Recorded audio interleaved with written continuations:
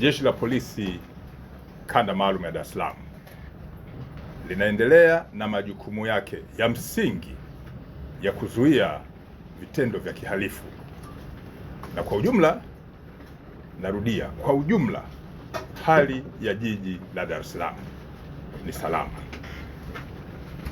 Kazi ya kuzuia vitendo vya kihalifu ambayo ni kazi ya msingi ya Jeshi la Polisi inaendelea vema. Hata hivyo, napenda kuwaarifu kuwa tarehe 14 mwezi Mei mwaka huu wa 2026 majira ya saa 4:30 usiku, polisi walipokea taarifa kuwa katika majengo pacha ya PSSF ambayo yapo hapa mtaa wa Mission karibu na stesheni ya zamani ya reli hapa jijini Dar es Salaam, watu wawili, taarifa ile ilituambia kwamba watu wawili wenye asili ya Kichina, yani Wei Chen mwenye umri wa miaka 64, huyu ni mfanyabiashara raia wa China, na mwenzake ambaye alifahamika baadaye kwa jina la Lang Zhou mwenye umri wa miaka 44, naye ni mfanyabiashara raia wa China, ilidaiwa walivamiwa na kutekwa na kundi la wahalifu waliodaiwa kuwa 7 na kupelekwa maeneo ambayo kwa wakati huo hayakujulikana. Polisi kwa kushirikiana na kamisheni ambazo zipo ndani ya Jeshi la Polisi za uchunguzi zilifuatilia jambo hilo, na baadaye ikafanikiwa kupata namba za magari ambayo yalidaiwa kutumika katika tukio hilo.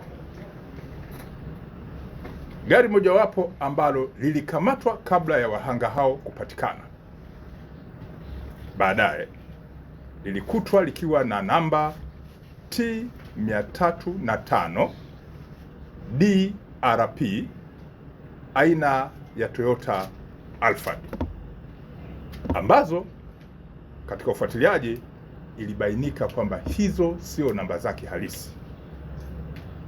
Na gari lingine ambalo lilikamatwa baadaye lilikuwa na namba za usajili namba T188 DHT aina ya Toyota Harrier. Watuhumiwa hao ambao walidaiwa kufanya tukio hilo kabla hawajakamatwa walikuwa wakitoa vitisho kwa ndugu za raia hao wa Kichina kuwa wapewe kwa njia ambazo wangewaelekeza wao. Watuhumiwa hao walikuwa wakidai kwa ndugu za watu waliodaiwa kutekwa wapewe kwa njia ambazo wangewaelekeza wao dola za Kimarekani milioni 20 ili waweze kuachiwa. Upelelezi wa Jeshi la Polisi uliendelea na hatua ya kwanza ukafanikiwa kuwaokoa wahanga hao. Wahanga hao waliokolewa tarehe 16 mwezi Mei mwaka huu, na uchunguzi ukawa unaendelea, na walikutwa wakiwa wamejeruhiwa na kuumizwa kwenye maeneo mbalimbali ya miili yao huko maeneo ya Mbezi, Kinondoni. Wahanga hawa waliodaiwa kutekwa walipelekwa hospitali ya Aga Khan, lakini mmoja ya wahanga ambaye amefahamika kwa jina la Wei Shen bado hali yake sio nzuri na amelazwa katika hospitali ya Aga Khan jijini Dar es Salaam. Upelelezi uliendelea na kufanikiwa kuwakamata watuhumiwa 4 baada ya ufuatiliaji mkali kufanyika kuhusiana na tukio hilo.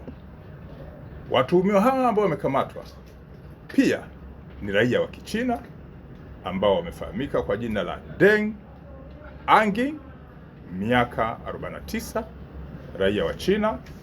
Lakini mtuhumiwa mwingine amefahamika kwa jina la Fan Zong, miaka 49, ni raia wa China. Mtuhumiwa 3 amefahamika kwa jina la Zhang Zhangzhou, miaka 51, ni raia wa China, na mtuhumiwa 4 ni Deng Oeng, miaka 40, ni raia wa China. Hawa wamekutwa pia na simu za wahanga na vielelezo vingine vinavyohusiana na tukio hilo.